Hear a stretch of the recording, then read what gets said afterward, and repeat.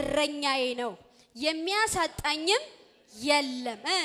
በለመለመው መስክ ያሳድረኛል በእረፍትም ውኃ ዘንድ ይመራኛል ነፍሴን መለሳት ስለ ስሙም በጽድቅ መንገድ መራኝ በሞት ጥላ መካከል እንኳን ብሄድ አንተ ከኔ ጋር ነህና ክፉን ምን አላችሁ ክፉን እሺ በትርህና ምርኩዝ እነርሱ ያጽናኑኛል አሁን መልእክት ያለው እዚህ ጋር ነው